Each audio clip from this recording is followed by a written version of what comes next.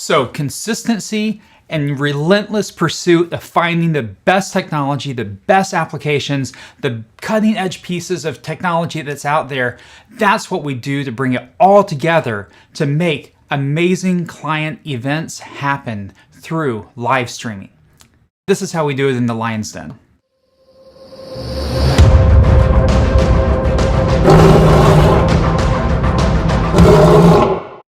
Hi, I'm Kevin Lyons. I'm CEO and Chief Solutions Officer of Lyons Den Solutions, and I thank you for joining us in this video today. We're going to talk through today 12 of the applications that we use to build our marketing and live streaming stack for our clients here in Lyons Den Solutions. We produce a ton of solutions on a lot of different areas, from education, from live streaming to live events, and we have found that you have to relentlessly, constantly go after what the newest, greatest, and latest is out there.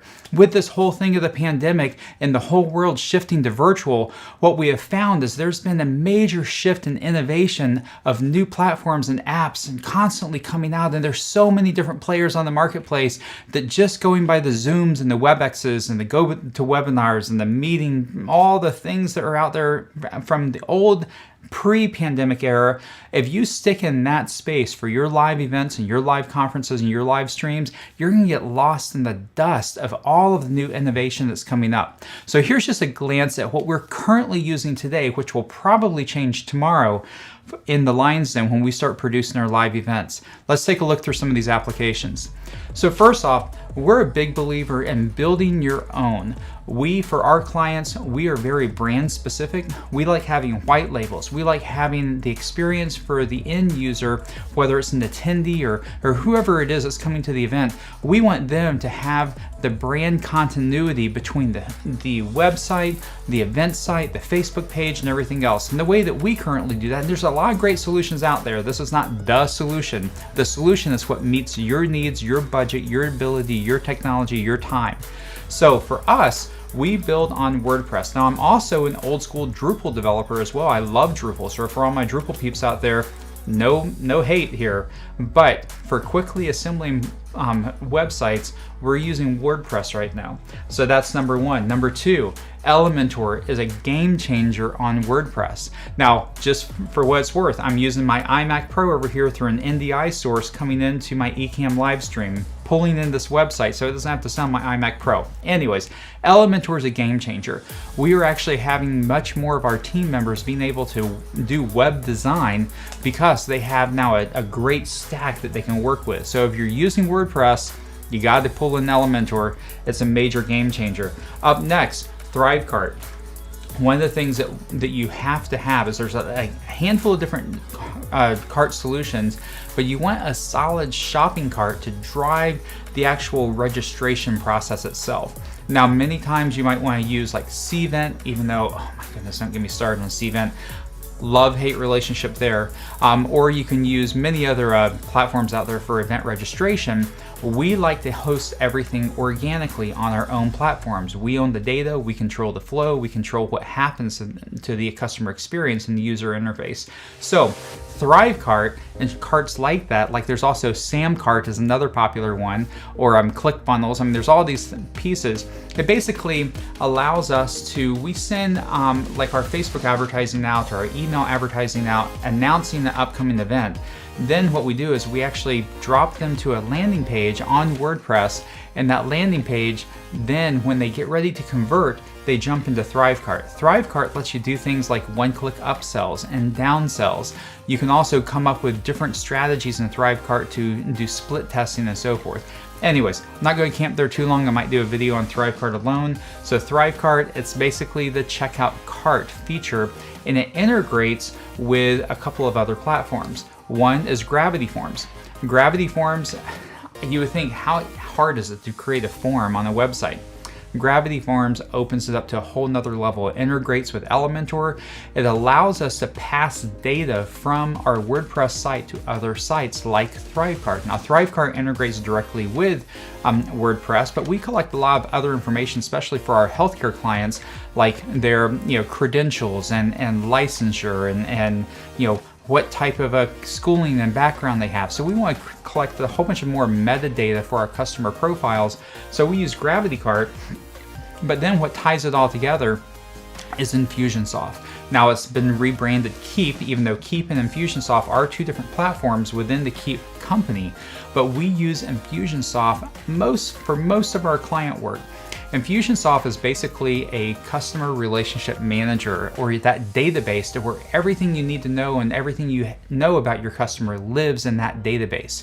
So in that database, it uses a whole series of tagging, and we can tag in a minute detail to get that perfect customer profile picture of knowing where that customer was acquired from, what Facebook ad they responded to, how much of our content and other things they're consuming, and it's all kept in this database for Keep. Keep and InfusionSoft actually then drives our website and access to our website. So again, WordPress for the landing page, Elementor for the visual component, ThriveCart for conversion, Gravity Forms for collecting additional meta information. Then we drop them into InfusionSoft, so now we have that record that we tie together all of their activity, but then we jump to Memberium. Memberium integrates with InfusionSoft and WordPress, and basically in a nutshell, it allows you to have micro control of access of what things on your website various users can access. So if a user pays for a full VIP lifetime type package and you want them to have access to everything on your website,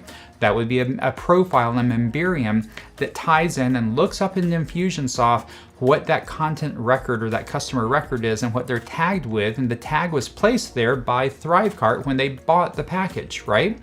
So Memberium gives micro control. So if you register for one of our clients' events, but you maybe register for one and not another event, or maybe it's a series of events or a bundle or a package, Memberium gives access control to various elements on your website, on your WordPress website, and it's driven by InfusionSoft. Another huge thing that was a big game changer for us is for our primary client, we have their primary website, but then we built a custom events website, both on WordPress, both running Memberium and InfusionSoft, so that the live stream event, we threw that on an EC2 Amazon server because we needed a ton of horsepower because you had hundreds of people logging in at the same time on a WordPress site, and that just tanks any site. So we threw together, it's a huge EC2 server that is on Amazon Web Services. Maybe that's another video talking about horsepower to drive, high impact websites. So Memberium actually sits on both websites. So if you sign up on one website and you're a member of the association on the one website, we can sync that over to the other website because Memberium and InfusionSoft talk. Let's keep going. Learning management systems, LMSs. We love LearnDash. LearnDash, basically a learning management system is, let's say you have a course or you do video streaming content, you turn that into a course. A course could be something like you have a pre-test, you have a 5 series of video modules. At the end, you might have a post-test or a quiz. Maybe you have some type of a Q&A type of feature in there, and then at the very end of that, you get a certificate of completion. Or we do a lot of work in nursing and accredited education, so we can issue contact hours or accredited educational hours. So LearnDash pulls all of that together and keeps track of it on a user-by-user basis in WordPress. It's a fantastic learning management system. It also ties in with Memberium, so that way, let's say you have different levels of membership that have different access to courses on your WordPress website. Memberium controls that, sits inside of InfusionSoft. The money is brought in through ThriveCart. Let's keep going. First off, for live streaming, we started looking at Slideto. So you can live stream to Zoom webinars, to GoToWebinars, to all types of different endpoints. So basically you have a production or a camera that's going through a feed that's going to an endpoint. That endpoint might be Vimeo, it might be YouTube, it might be Facebook or a Facebook group, a Facebook page. You get the idea. What we feel is that endpoint alone, you really want to contain that if you're containing a private audience. So what we ended up doing is going through Vimeo, and I'll get into some of the actual pieces of that. But what we found is Vimeo alone or Facebook alone wasn't enough. Now, If your audience is on a Facebook private group or a Facebook page, which there's a call for that, and I'm definitely a proponent of doing that in some use cases. But remember, Facebook, you don't own it. They could shut you down, they can turn you off, and all those other things. So I'm a control freak. I like owning my own stuff. But one thing that Facebook gives you is likes and comments. It gives you the ability of sharing. It gives you the ability of the users engaging with each other during the live stream, right? Comments coming up on stream. But when you're doing a private paid event, you really want some type of engagement engine. So we started looking at Slideto, and Slideto is a really powerful tool. It might be right for you. You can embed it in your website. You can actually pull it in, and it does things like the ability of doing polls and quizzes. It's audience response, basically. It's an ARS instance, and you can embed your stream either alongside of it in the iframe, or you can embed your stream in it. What we found, though, is this next tool, Meeting Pulse. Shh, this is a secret. I've been telling our employees and our team, don't tell anyone we're using Meeting Pulse because it's such a game changer when we're doing live streams. And there, I just put it on YouTube. Sorry guys, but guess what? We'll go find the next one before you do. So, or if you know about a better one, tell us about it. So what Meeting Pulse does is it gives us real-time, is a Java-based application. It gives us like real-time sentiment feedback. It gives us real-time polling. It gives us, just so many things. It's not cheap. We bought the big package. We're white labeling it. I'll do a whole video on Meeting Pulse. Basically, it gives you Q&A, it gives you raffles, it gives you all these things that are tied into an iframe that sits inside your WordPress site. And the audience experience, they just love it. They love Meeting Pulse. They love this engagement. So anyways, that's Meeting Pulse. Let's go on. First off, for the stream, we use Restream. I shared a video on this earlier. Restream allows you to take one stream to one RTMP source coming into Restream, and then it streams it out to multiple other streams. This video right here is technically a live stream on YouTube that would probably go through Restream. So Restream allows you to stream on Facebook, on Twitch, on Vimeo, on all types of places. The reason why I use Restream, really there's two reasons. One is it gives me a place. It gives me a place if there's something that goes wrong and I need to take that stream to another source because we have a crash or a website goes down, or which thank God hasn't happened. Maybe Vimeo is having issues or YouTube is having issues. I can change tracks like an engineer on a railroad.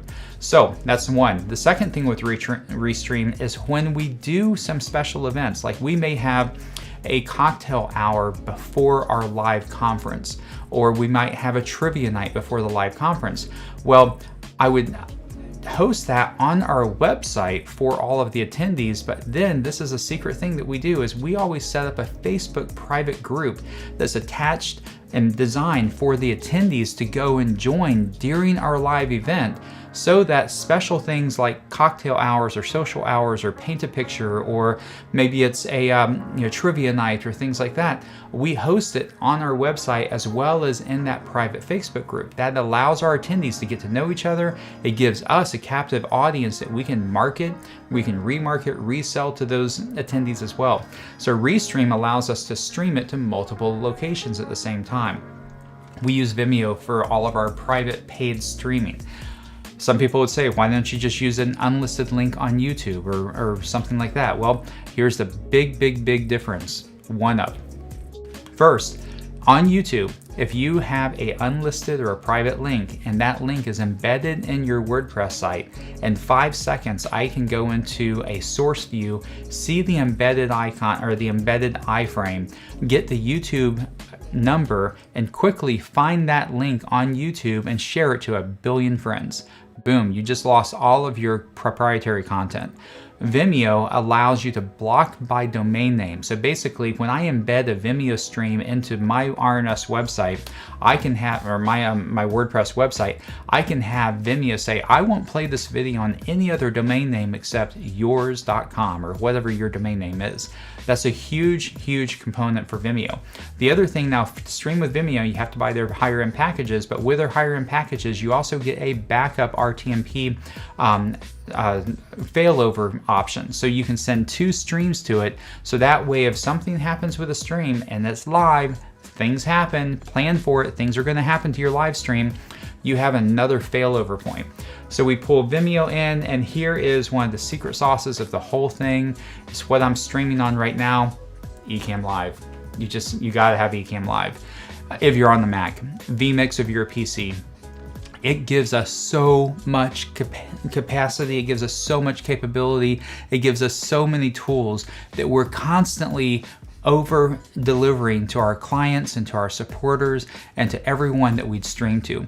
They're always wondering how in the world are they doing that? And they're doing it out of a home office. I mean, sure, Lyons Den is a great company and we have employees, we got teams, and it's not just me streaming, for our clients, but Ecamm pulls it all together, and man, it makes it so much fun and so easy. Another piece of software. We enjoyed Eventmobi.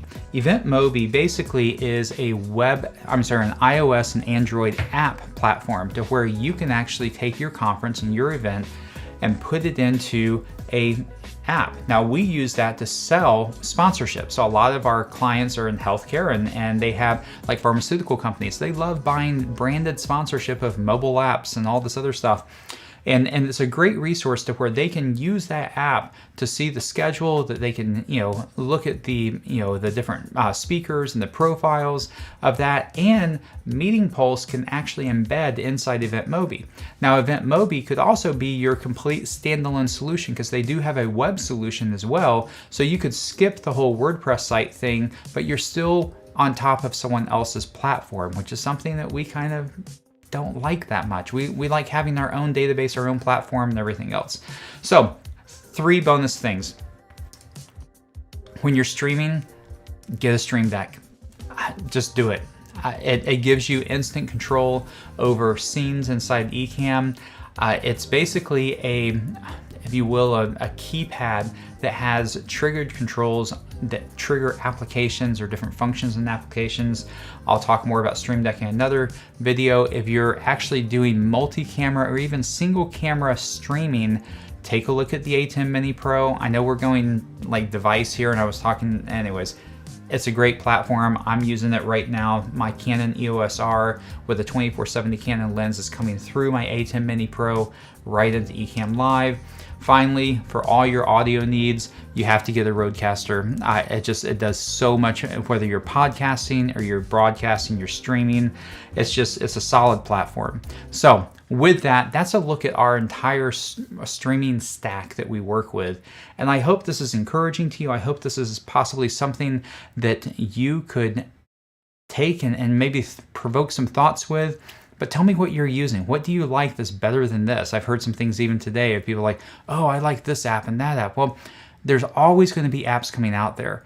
I encourage you to, when you are looking to see what you're going to put into your recipe, to your stack that you're going to stream with, market with, and build your brand with, go to Facebook and find those private Facebook groups.